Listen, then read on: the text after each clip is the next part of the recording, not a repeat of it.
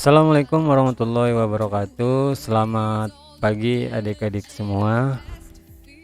Ketemu lagi dengan kakak. Di sini kakak pengen ngelanjutin soal yang dibahas Kak Lutfi kemarin ya. Katanya Kak Lutfi ngebahas sampai nomor 50. Jadi kakak ngelanjutin dari nomor 51 sampai nomor 65 ya. Apa kabar kalian semua? Semoga selalu diberi kesehatan sama Tuhan. Dan tetap jaga kesehatan kalian juga ya di rumah, jangan kemana-mana dulu kalau nggak penting-penting sekali, dan semoga coronanya cepat berakhir ya, jadi kita bisa ketemu lagi untuk membahas soal-soalnya secara langsung. Oke, supaya nggak berlama-lama lanjut saja ya ke nomor 51.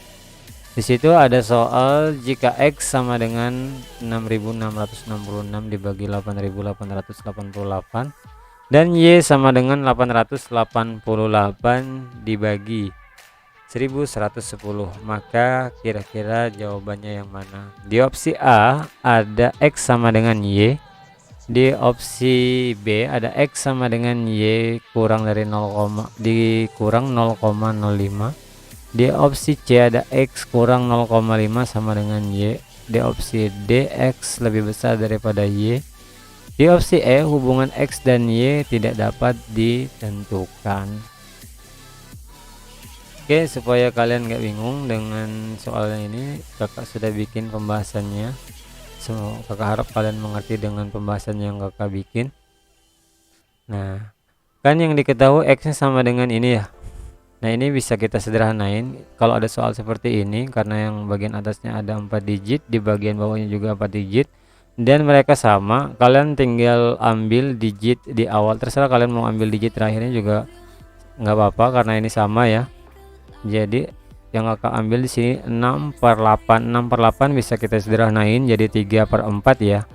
3/4 kalau kita rubah ke bentuk desimal yaitu 0,75. Kak, gimana cara mengubah ke bentuk desimal? Masa iya kalian nggak bisa mengubah ke bentuk desimal? Sedangkan di opsi Y katanya ada 888 dibagi 1110. Di sini kakak sederhanain, yang di bagian pembilangnya kakak bagi dengan 222, di bagian penyebutnya juga kakak bagi dengan 222. Jadi 888 dibagi 222 menghasilkan 4, yang ini juga dibagi 222 menghasilkan 5. Jadi opsi Y, jadi Y-nya itu sama dengan 0,8. Jadi jawabannya X sama dengan Y dikurang 0,05. Paham ya? X-nya kan 0,75, sedangkan Y-nya 0,8. 0,8 dikurang 0,05 kan menghasilkan 0,75. Jadi opsi jawabannya yang B ya. Oke, paham ya penjelasan dari kakak? Oke, kalau sudah paham kita lanjut ke nomor berikutnya yaitu nomor 52. Oke. Nania hendak membuat taplak penutup meja berbentuk persegi panjang dengan ukuran 112 cm dikali 56 cm. Berapa kali Nania harus memotong kain yang berukuran 224 cm dikali 224 cm untuk menghasilkan taplak?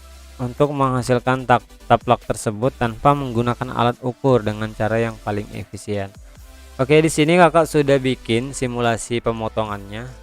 Kakak berharap kalian mengerti sih dengan simulasi yang kakak bikin dalam bentuk gambar. Nah, ini ya.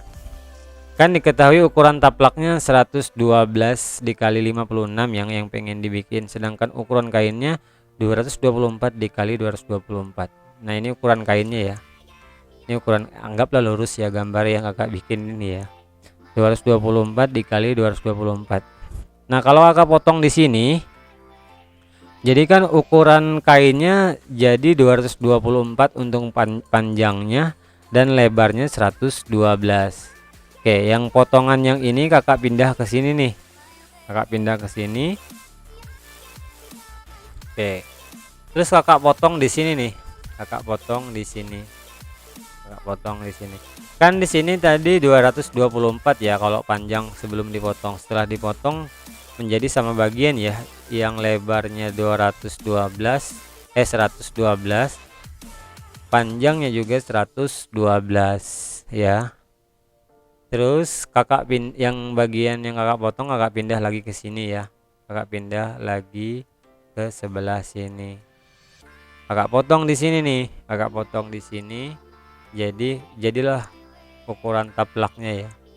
Ukuran taplaknya yaitu 56 112 kita bagi 2 jadi 56 ya. 56 panjangnya tetap ya 112 ya, panjangnya tetap. Karena ukuran taplaknya 112 dikali 56. Jadi ada berapa kali memotong? Ada 3 kali memotong. Yang pertama di sini kita potong, terus yang di sini baru kita potong lagi di sini. Jadi tanpa menggunakan alat ukur dia memotong si Nania memotong kain sebanyak 3 kali. Jadi jawabannya yaitu opsi A ya.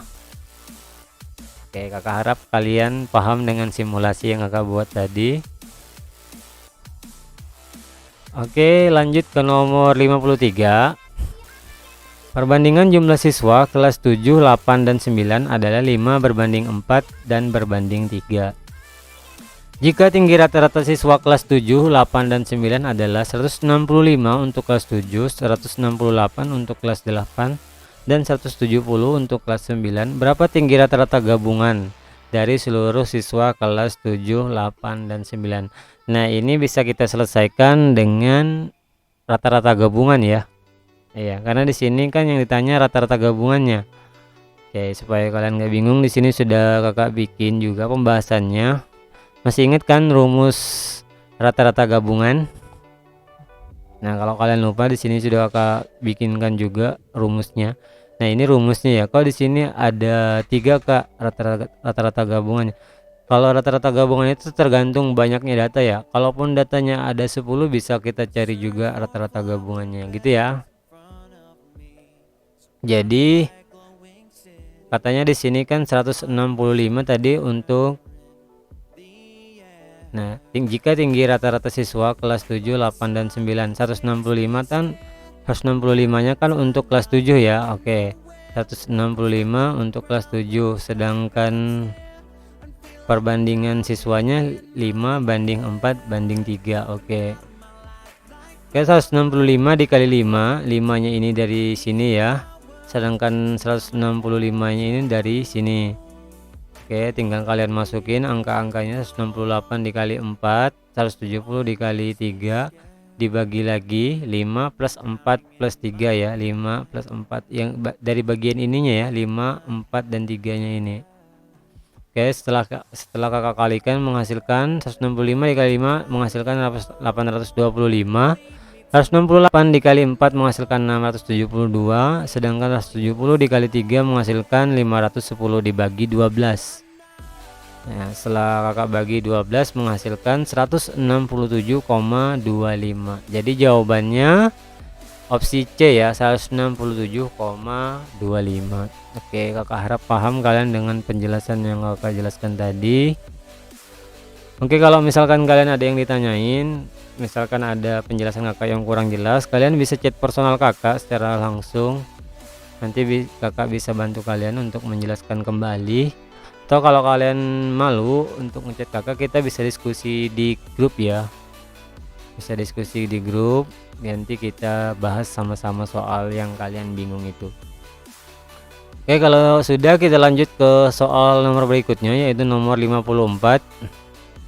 Oke, jika Chandra memacu motornya dari rumah ke tempat konser band favoritnya dengan kecepatan 50 km per jam, maka ia akan terlambat 30 menit. Tetapi jika Chandra memacu motornya dengan kecepatan 75 km per jam, maka ia akan sampai 20 menit lebih awal. Berapa jarak rumah Chandra ke tempat konser tersebut? Nah, soal seperti ini sudah sering ya kita bahas ya.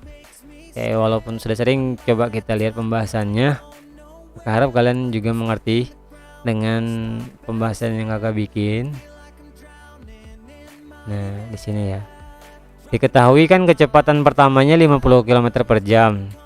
Terus T pertamanya si Chandra ya, namanya Chandra tadi ya. Oh ya, Chandranya katanya akan terlambat setengah jam. Berarti plus ya kalau terlambat ya. Ditambah setengah jam. 30 menit kan setengah jam ya. Terus kecepatan keduanya dia 75 km per jam. Terus waktunya dia akan datang lebih cepat 20 menit ya. 20 menit itu sama aja sepertiga jam. Oke, sepertiga jam.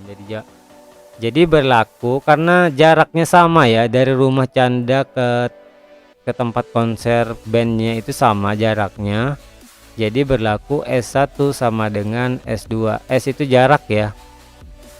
Nah, S itu kan jarak itu kan sama aja kecepatan dikali waktu ya. Oke, kita masukin kecepatan pertama dikali waktu yang pertama sama dengan kecepatan kedua dikali waktu yang kedua. Oke, 50 dikali T, 50T, 50 dikali setengah menghasilkan 25, 75 dikali T, 75T. Terus 75 dikali sepertiga menghasilkan, dikali min sepertiga ya, menghasilkan min 25. Oke, sekarang 50T nya kakak pindah ruas ke sebelah sini. 75T dikurang 50T jadinya 25T ya. Sedangkan 25 yang ini kakak pindah ruas ke sebelah kiri. Cuman letaknya di sini kakak taruh di sebelah kanan ya supaya kalian nggak bingung.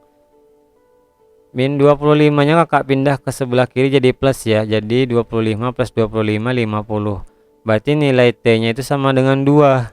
Oke, sekarang kita masukin T sama dengan 2 nya ini ke jarak yang pertama. Kok nggak dimasukin ke jarak yang kedua kak? Bisa, kalau kalian pengen masukin di jarak yang kedua juga bisa. Hasilnya akan tetap 125 km. Jadi 50 dikali T ya, 50 dikali T, 50 dikali 2 kan 100 ya, tambah 25, 125 km. Coba kita masukin ke S2 nya ya, berarti 75T, 75 dikali 2 berapa? 75 dikali 2 150 ya, dikurang 25 tetap ya 125 km. Jadi opsi jawabannya yang benar opsi E ya, 125 km. Oke, lanjut ke soal nomor berikutnya yaitu soal nomor 55. Apa soalnya? Coba. Sebuah kotak undian berisi lintingan kertas yang bertuliskan huruf A sampai Z. Setiap pengambilan kertas undian yang terpilih dimasukkan kembali ke kotaknya. Dari 78 pengambilan, berapa frekuensi harapan terambilnya huruf vokal? Coba kalian ingat-ingat, jumlah huruf alfabet itu kan ada 26 ya. Terdiri dari 5 huruf vokal dan 21 huruf konsonan, ya enggak? Iya kan? Oke, terus yang pengambilannya ada 78 pengambilan. Berapa frekuensi harapan terambilnya huruf vokal? Di sini sudah kakak bikin pembahasannya. Kakak berharapnya sih kalian paham dengan pembahasan yang kakak sudah bikin. Nah ini ya, semua huruf ada 26, huruf vokalnya ada 5, huruf konsonannya ada 21, pengambilannya ada 78. Berarti frekuensi harapan terambilnya huruf vokal yaitu 5 per 26 dikali 78. 26 nya bisa kita coret ya, 26 kita coret dengan 78 nya, sisanya 3, 5 dikali 3 15. Jadi opsi jawabannya opsi D ya, 15. Jadi frekuensi harapan terambilnya huruf vokal itu ada 15. Kalau frekuensi terambilnya huruf konsonan gimana kak? Ya udah tinggal kalian ganti ya. Berarti frekuensi harapan terambilnya huruf konsonan berarti 21 per 26. Kenapa per 26? Kan semua hurufnya ada 26 ya. Berarti 21 per 26 dikali 78. 26 sama 78 nya bisa kita coret, berarti 21 dikali 3. peluang terambilnya huruf konsonan berarti ada 63 ya kan, 21 dikali 3 63 ya. Oke, kita lanjut ke soal berikutnya, soal nomor 56 ya. Oke, di sini Intan menjual sebuah handphone seharga 2.030.000. Sebelum dijual, ia memperbaiki handphone tersebut dan menghabiskan dana sebesar 203.000. Jika Intan mengalami rugi sebesar 20%, maka harga beli handphone Intannya itu berapa? Oke, coba kita lihat pembahasannya. Nah ini ya, harga jualnya katanya 2.030.000, sedangkan ruginya 20%, biaya perbaikannya 203.000, maka harga belinya 100 per 100 min 20. Kenapa min 20 Kak? Ya kan ruginya 20%, ya kan, ruginya 20%, karena patokannya itu kan 100%. Kalau dia nggak untung nggak rugi berarti 100% ya harganya ya, gitu maksudnya ya. Terus dikali dengan harga jualnya, baru dikurang dengan biaya perbaikannya. Paham ya maksud penjelasan kakak ya? Ya berarti sisanya 100 per 80 dikali 2.030.000 baru dikurang 203.000, menghasilkan 2.537.500 dikurang 203.000, sisanya 2.334.500. Jadi jawabannya yang mana? Jawabannya 2.334.500. Opsi A ya jawabannya ya. Iya benar, opsi A. Paham ya penjelasan dari kakak? Oke, bisa kalian lihat dulu pembahasannya. Oke, kalau sudah kita lanjut ke nomor 57 ya. Oke, kita ke pola deret. Di situ ada 2, 3, 5, 8, 9 titik-titik, 14, 15 titik-titik. Nah, kira-kira apa tuh?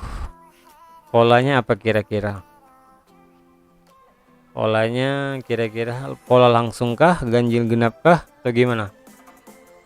Oke, kalau kakak dapatnya gini ya polanya ya. 2 ditambah 1 3, 3 ditambah 2 5 ya. Oke. 5 ditambah 3 8. Gitu ya. 8 tambah 1 9, 9 harusnya ditambah 2 11 ya. Oke, yang 11 yang mana Kak? Ada opsi B dan opsi E. Oke, ada opsi B dan opsi E ya. Berarti opsi A, C dan D itu salah ya. 11 ditambah 3 benar ya, 14 ya. Oke, balik lagi polanya, 14 ditambah 1 15, 15 ditambah 2 17. Jadi yang benar opsi B ya. Gampang ya polanya ya. Jadi polanya itu seperti ini, kakak ulang lagi. 2 ditambah 1 itu 3, 3 ditambah 2 itu 5, 5 ditambah 3 itu 8. Oke, sampai sini polanya. Baru balik lagi ke pola sebelumnya. 8 ditambah 1 itu 9, 9 ditambah 2 itu 11 ya. Yang 11 ada opsi B dan opsi E. Oke, 11 ditambah 3 itu 14 ya. Balik lagi ke pola sebelumnya, berarti 14 ditambah 1 15, 15 ditambah 2 17. Jadi jawabannya opsi B ya. Oke, lanjut ke soal nomor 58. Oke. Di sini ada MLK, terus MJI, terus ada MHG titik-titik titik-titik. Oke, coba kalian perhatikan.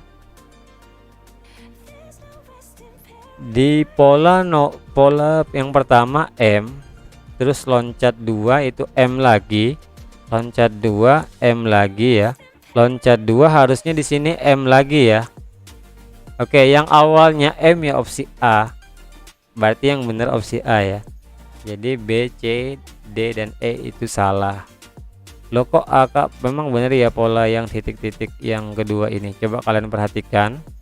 L, K, J, I, H, G. Ini kan pola urutan alfabet cuman kebalik ya. Coba kalian perhatikan, F, G, H, I, J, K, L. Bener ya, berarti yang bener opsi A, M dan F. Lanjut ke nomor 59. Jika Rossi rajin berlatih renang, maka dia akan memperoleh prestasi pada pertandingan olimpiade. Kenyataannya, Rossi tidak rajin berlatih renang. Opsi A, Rossi memperoleh prestasi pada pertandingan olimpiade.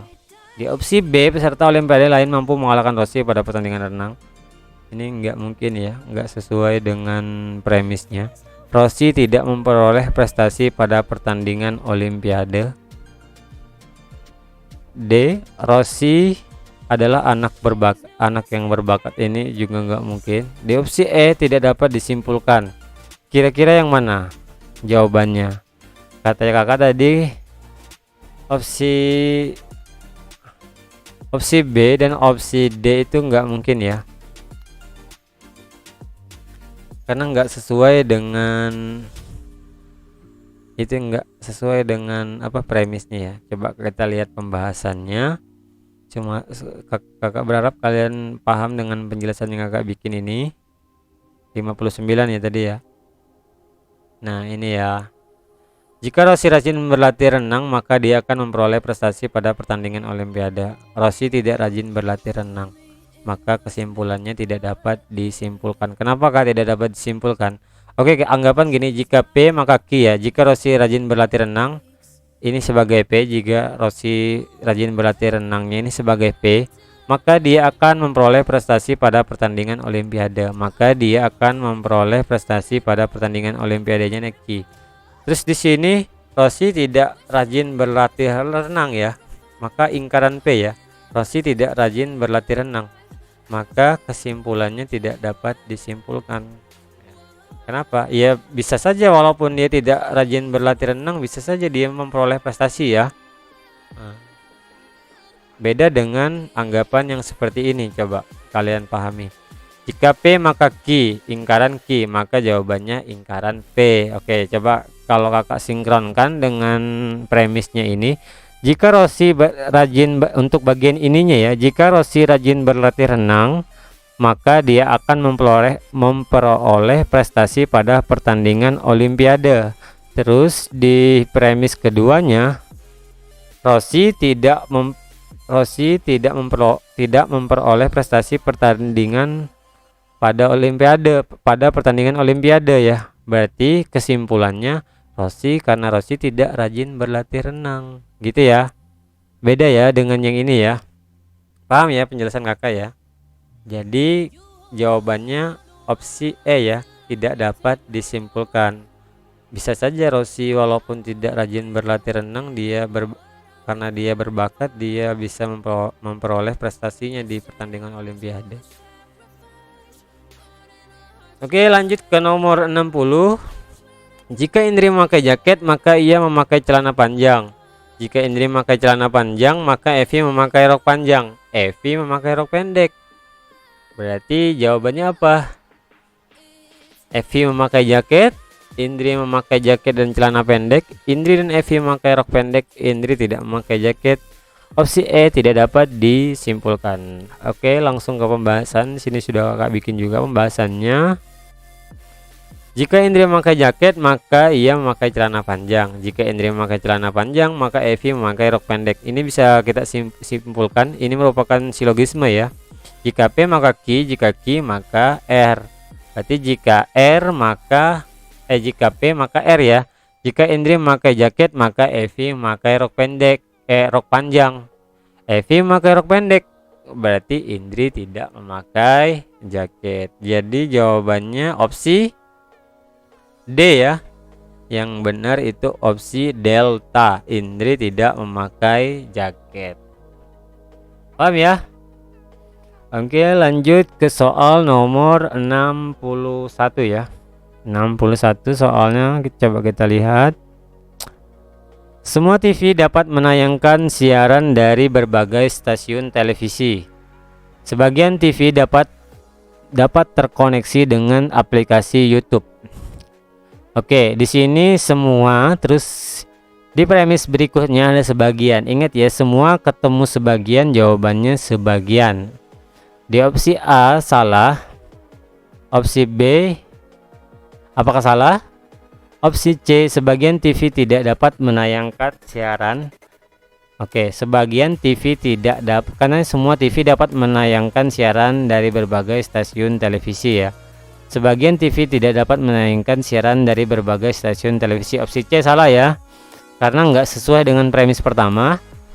Opsi D, sebagian TV dapat terkoneksi dengan aplikasi YouTube. Sebagian TV dapat terkoneksi dengan aplikasi YouTube, namun tidak dapat menayangkan siaran berbagai stasiun televisi. Karena ini salah ya, opsi D. Opsi D salah.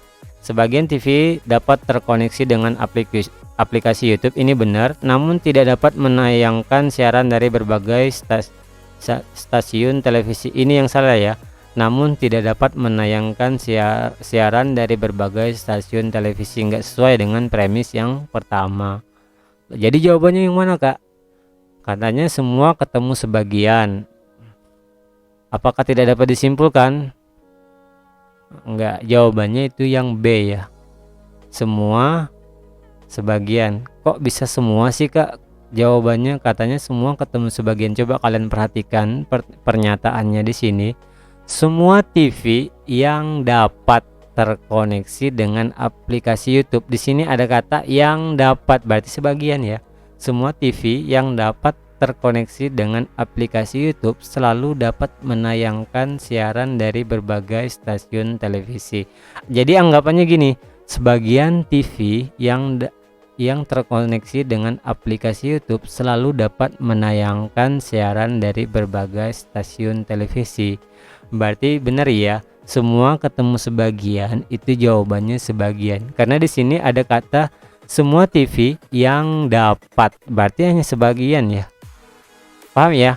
Paham ya kata-katanya? Hati-hati dengan kata-kata seperti ini ya.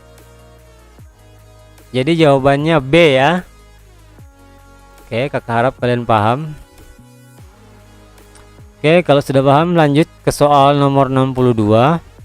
Oke. Apa nih tulisannya nih, kakak nggak terlalu jelas apa sih? Galaxy ya. Galaxy calon mahasiswa baru. Oh, seleksi, ini seleksi. Seleksi calon mahasiswa baru di Universitas Unggul telah mendapatkan perolehan skor hasil akhir. Agung memperoleh skor lebih tinggi dibandingkan Bagus. Perolehan skor Sandi sama dengan Esti. Farid memiliki perolehan skor lebih tinggi dibandingkan Dini. Perolehan skor Ginanjar lebih rendah dari Esti. Hanya ada 2 peserta yang memperoleh skor sama. Jika dari ke-7 peserta tersebut hanya 1 peserta dengan perolehan skor tertinggi yang lolos, maka kemungkinan peserta yang lolos adalah siapa? Sandi, Esti, Dini, Bagus, Farid.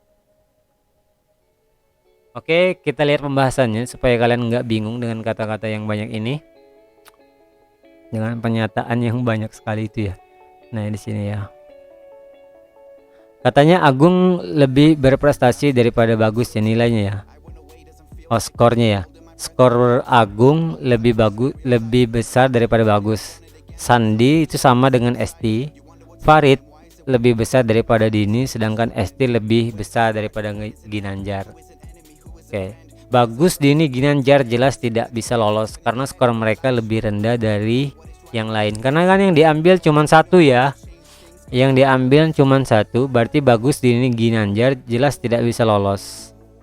Sedangkan Sandi dan Esti tidak mungkin lolos. Kenapa? Karena tidak mungkin dipilih salah satu, sebab nilai mereka sama ya. Oke. Kan yang diambil 1. Kalau yang diambil Sandi berarti ada orang dalam nih, ada the power of orang dalam berarti ya. Oke. Jadi nggak diambil dua-duanya ya, nggak mungkin dua-duanya. Sedangkan yang mungkin hanya Agung dan Farid. Oke, coba kita lihat opsinya. Apakah ada Agung dan Farid? Kalau ada dua-duanya berarti kedua jawaban itu benar. Oke, di sini Agungnya nggak ada ya, berarti jawabannya Farid ya, yang peserta lolos. Yang mungkin lolos yaitu si Farid. Berarti opsinya E ya. Oke, lanjut ke nomor 63. Oke, terdapat 5 orang anak yaitu Sherly, Tommy, Uut, Vania, dan Wawan. 4 anak mengambil es krim rasa vanila, kemudian Sherly dan Tommy tidak mengambil es krim rasa jeruk seperti yang dilakukan oleh anak lainnya. Sherly hanya mengambil satu es krim, yaitu es krim rasa nanas. Setelah itu selain Sherly hanya Vania dan Wawan yang tidak mengambil es krim rasa coklat. Di sini harus kita bikin bagan. Sini sudah kakak bikin bagannya. Semoga kalian paham dengan bagan yang kakak bikin. Nah, bagannya gini seperti ini ya. Oke, kita mulai dari Vania dulu. Si Sherly dulu ya. 4 anak, oke langsung aja dari sini ya. 4 anak mengambil es krim rasa vanila.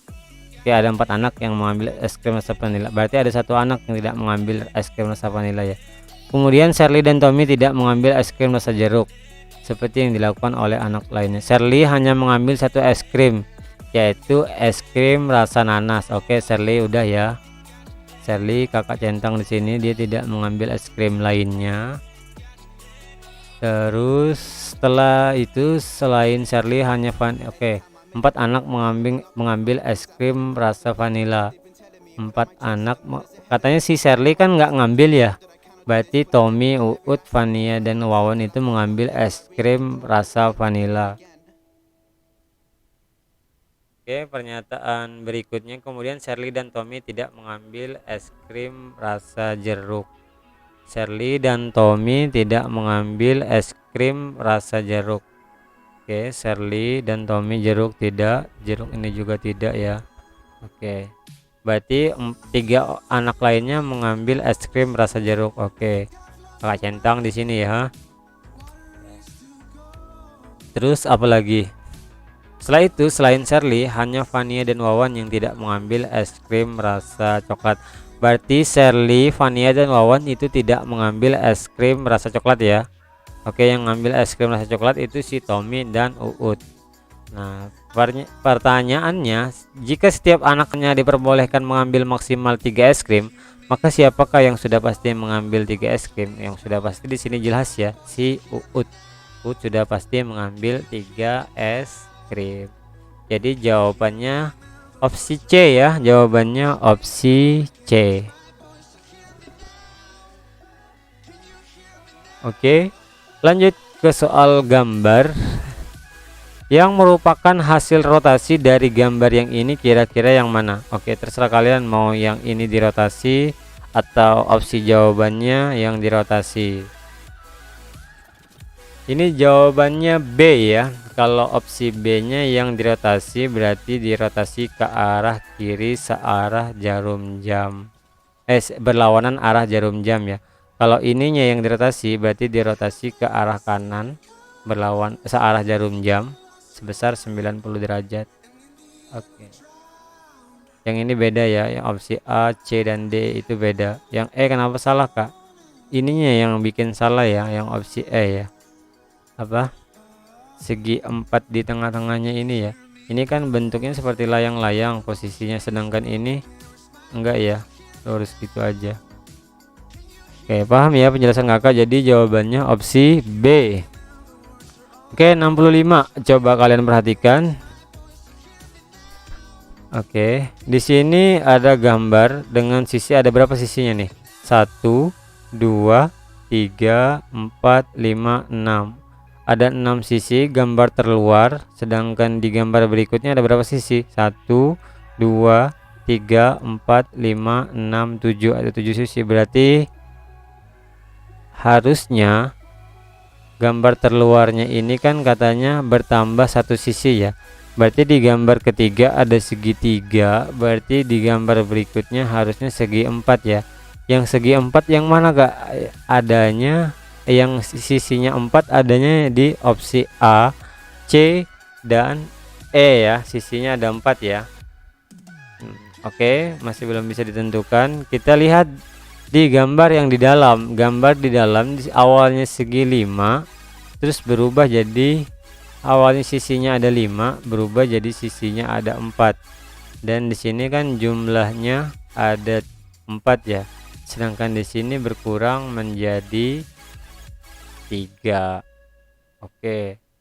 Lanjut ke sini ya.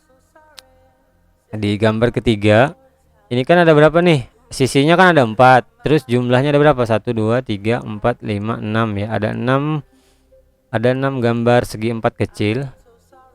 Berarti yang awalnya segi 5, di sini sisinya ada 4. Berarti kalau sisinya 4 harusnya sisinya 3 ya. Oke, ini salah. Ini salah, berarti jawabannya yang E ya. Kenapa salah? Karena sisinya ya. Sisinya kan di gambar yang kecil ini ada 4, terus di sini ada 3. Ini malah bertambah sisinya. Kan di contohnya sisinya berkurang katanya ya. Nah, ini sisinya tetap. Enggak ya. Berarti jawabannya yang E. Oke, mungkin itu saja pembahasan dari kakak. Kurang lebihnya kakak mohon maaf ya kalau ada yang salah dari penjelasan kakak, tolong dikoreksi. Oke, kalau masih ada yang belum kalian pahami dari penjelasan yang kakak jelaskan tadi, kakak terus berharap kalian bisa bertanya langsung ke kakak, atau kalau kalian malu bertanya langsung, kita bisa berdiskusi di grup WA ya. Oke, mungkin itu saja dari kakak. Tetap jaga kesehatan kalian, tetap jaga kebersihan juga ya, sering-sering cuci tangan. Semoga coronanya cepat berakhir dan kita bisa berjumpa lagi untuk membahas soal-soal yang secara langsung, maksudnya untuk membahas soal-soal secara langsung. Oke, mungkin itu saja. Tetap semangat belajarnya di rumah. Semoga tahun ini rezeki kalian semua. Amin. Selamat pagi. Wassalamualaikum warahmatullahi wabarakatuh.